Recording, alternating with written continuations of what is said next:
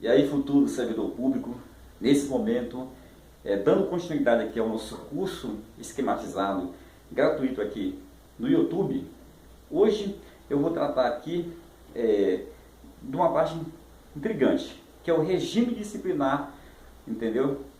Ao qual será submetido o sócio educando. Ou seja, essa matéria aqui chama-se o quê? SINASE. Então, eu estou tratando especificamente da lei do SINASE, que é a lei 12.594 de 18 de janeiro de 2012. Então, como sabemos, essa lei ela institui o Sistema Nacional de Atendimento Socioeducativo e ela regulamenta a execução das medidas socioeducativas. Já falei dessas medidas em várias aulas que eu já ministrei, né? Então nós temos aí outras aulas disponíveis no YouTube. E agora eu vou tratar aqui de um requisito importante, que é de um tópico importante, que é o regime disciplinar. Então, você estudando aí o artigo 11 da Lei 12.594, você vai ver lá no inciso 3 que um dos requisitos obrigatórios para que as instituições, tanto faz de meio aberto quanto de meio fechado, inscrevam seus programas nos respectivos conselhos, ou municipal, ou estadual, ou distrital, é que tenha o regime disciplinar. E nesse regime disciplinar terá que ter o quê? Que tem o quê? O seu regimento interno. E nesse regimento interno terá que ter a previsão do regime disciplinar, tá? Então, nós estamos agora aqui com o sócio educando, né, cumprindo medida socioeducativa, ou de meio aberto, que são as medidas de prestação de serviço à comunidade, ou de liberdade assistida, e as medidas de meio fechado, que são semi-liberdade e internação. Então agora eu estou de frente para esse sócio-educando, né, entendeu? Ao qual foi aplicado uma dessas medidas aí pelo juiz, tá? Então ele está cumprindo, tá? Nós estamos na fase de execução das medidas socioeducativas, tá? Porque nós vimos lá no artigo 35 que existe o quê? Os princípios que regem, né, a aplicação, a execução das medidas socioeducativas, que são lá em número, nós vimos de 9, começando com o princípio da legalidade, onde fala que ao adolescente não será combinada, né, sanção superior à de um adulto, claro que nas mesmas condições, entendeu? Aí termina com o último, lá no inciso 9, né, que é o princípio, não é isso? Que nós chamamos de fortalecimento dos vínculos familiares e comunitários. Então essa parte aí é uma outra aula, e agora eu vou tratar aqui não desses princípios que estão lá no artigo 35. Vou tratar aqui dos princípios que regem o quê? O regime disciplinar. Tá? Quais são os princípios que regem o regime disciplinar? Estão elencados no artigo 71. Tá bom? São em número de 8. É o que nós iremos tratar agora. Então, essa aula toda aqui sobre regime disciplinar, ela começa no artigo, na enumeração desses princípios, tá? Como termina aqui na vedação à aplicação de regime disciplinar, que é o artigo 75 da Lei 12.594. Beleza? Então, te situei aqui na nossa aula. Vamos agora detonar. Olha só, primeiro, já vimos que o regime disciplinar ele é um requisito obrigatório para a inscrição dos programas, até porque ele está dentro do regimento. Primeiro princípio, o princípio da tipificação. Olha só, pessoal, as sanções, as infrações, entendeu? Elas terão que ter o quê? Tipificação explícita, como sendo leves, médias ou graves.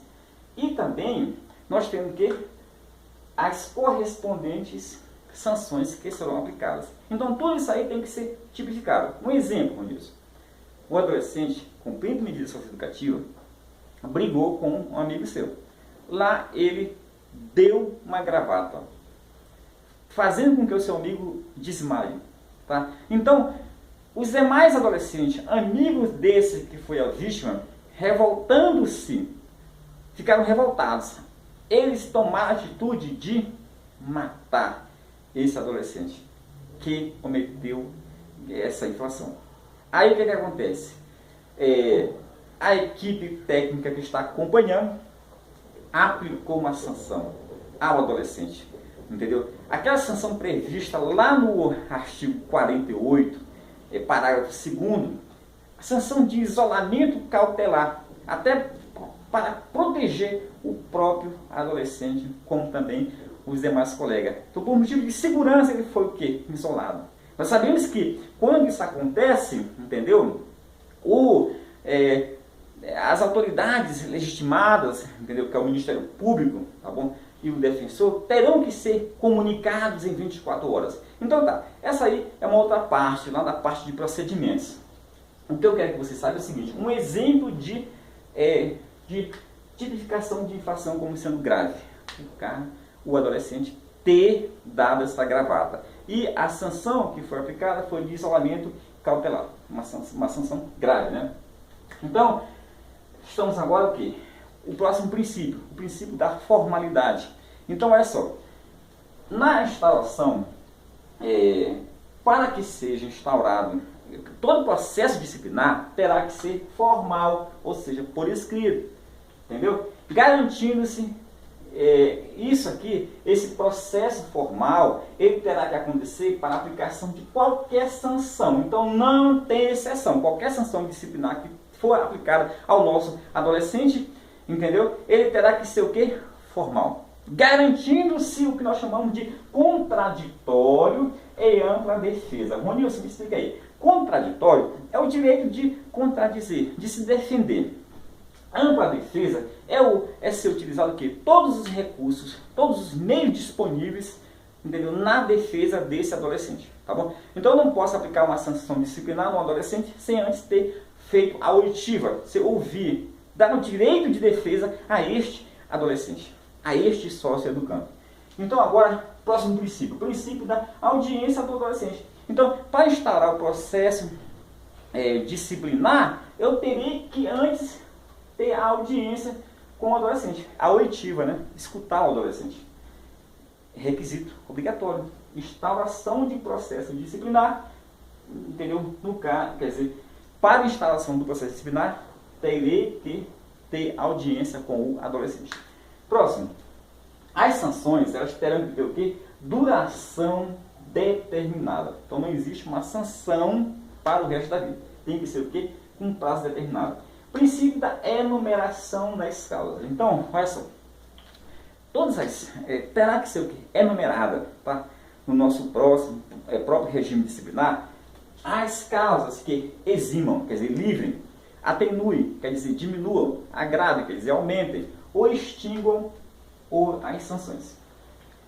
Então, terá que estar previsto no regime disciplinar as causas que o que, pessoal? Eximam, ou seja, livrem, atenuem, diminuem, agravem, aumentem, extinguam a sanção disciplinar. Um exemplo de causas que extinguem a sanção disciplinar, você poderá encontrar lá no artigo 46, tá? Entendeu? Quando, por exemplo, falar será extinto a medida socioeducativa, entendeu? Por morte do adolescente. Então, se o adolescente morreu, não só a medida socioeducativa foi extinta, como também a sanção que tenha sido aplicada a ele também será extinta automaticamente. Então, o princípio da enumeração terminou, né? Garantia de solicitação e rito de apreciação dos recursos. Então, o adolescente ele tem que ter o que? A garantia de que o direito de solicitar, de peticionar, entendeu? Vai ser concedido a ele. Então, o adolescente tem esse direito, garantia de solicitação e rito de apreciação dos recursos. Então, tem que ter um rito, um procedimento para ser apreciado os recursos. O que é recorrer? Recorrer é quando ele não concorda com a sanção que foi aplicada a ele. Tá bom? Então, prosseguindo aqui. Enumeração. Então, as garantias de defesa terão que ser enumeradas. Então, é no princípio da enumeração das garantias de defesa que o adolescente tem quando está cumprindo medidas socioeducativas.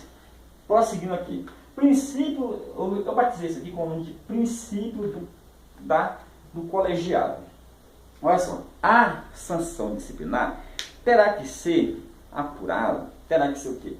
Apurado por uma comissão colegiada, com no mínimo 3 pessoas. No mínimo 3 pode ser o quê? 3 ou mais, tá? Sendo que uma dessas pessoas que estão apurando a infração cometida pelo sócio-educando, uma dessas pessoas terá que fazer parte da equipe técnica responsável pelo acompanhamento do sócio-educando.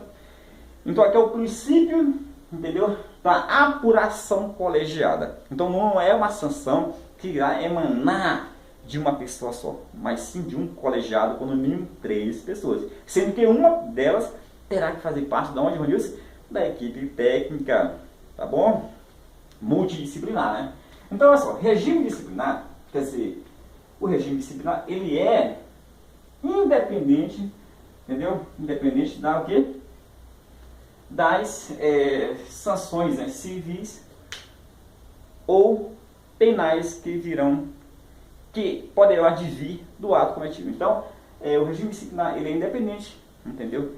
Dessas sanções civis ou penais que poderá advir do ato cometido.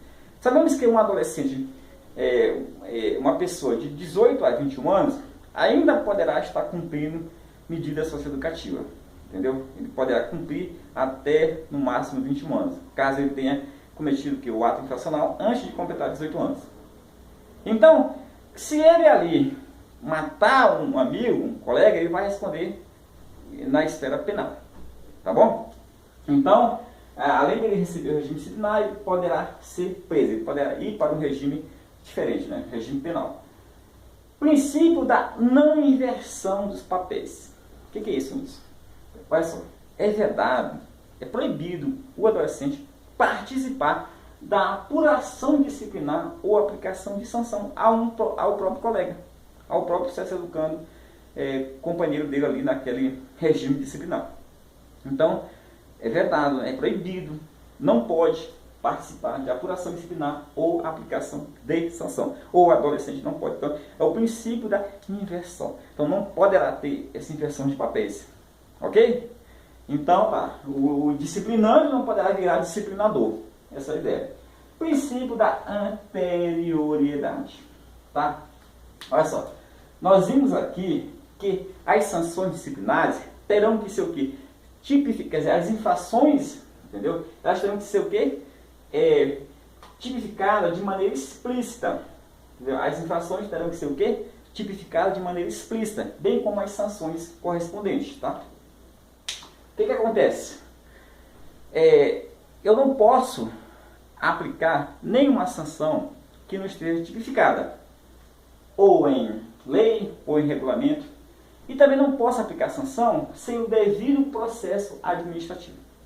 Então, são vedações. Eu não posso aplicar sanção que não tenha sido prevista anteriormente em normativos como lei ou regulamento, e também não posso aplicar sanção sem o devido processo administrativo. Tá bom? O que nós sabemos? Nós sabemos que existe um preceito constitucional lá no artigo 5º, que não existe crime sem lei anterior que o defina, nem pena sem prévia cominação legal. Tá? Nós já conhecemos isso aí da nossa própria Constituição. Então, qualquer tipo de sanção que o adolescente vier a sofrer, entendeu? Que vier a ser cometida a ele, combinada a ele, no caso, terá que estar previsto anteriormente.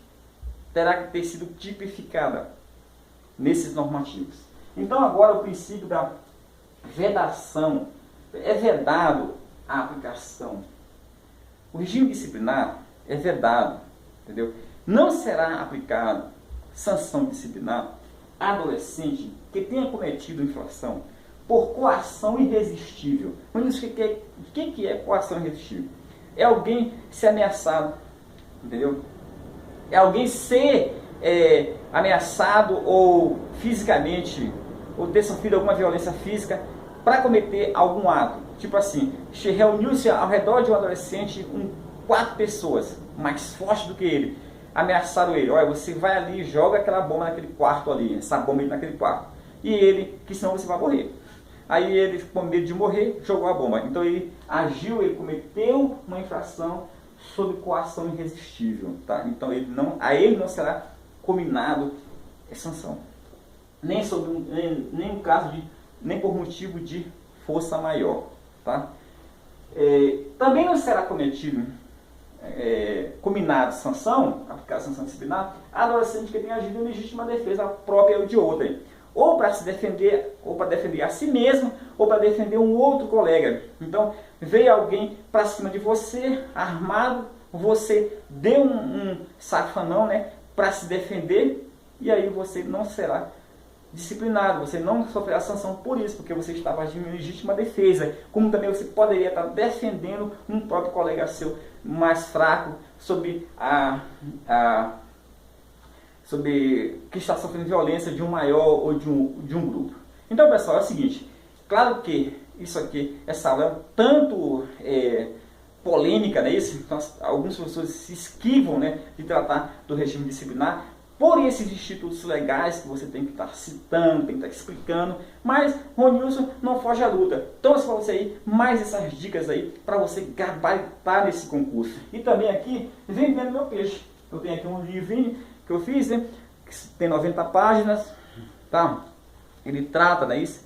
Ele vem com teoria esquematizada, tá? Vem com as questões, tanto as que eu elaborei quanto as de provas anteriores, com gabarito fundamentado, que é bonitinho aqui, alguns artigos certinho.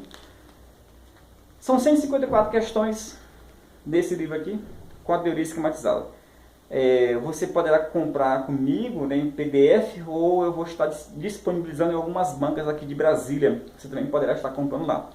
Para você adquirir o meu livrinho, você entra em contato pelo zap 91990866 ou pelo meu e-mail ronilson.video@gmail.com. Ronilson com aí no final e videocassete @gmail.com. Também irei ministrar nesse sábado agora à tarde um super aulão com 50 questões comentadas, né, dos principais tópicos dessa matéria aí, para você que já está estudando, ficar afiado e gabaritar essa prova. Então, te vejo lá. Muito obrigado.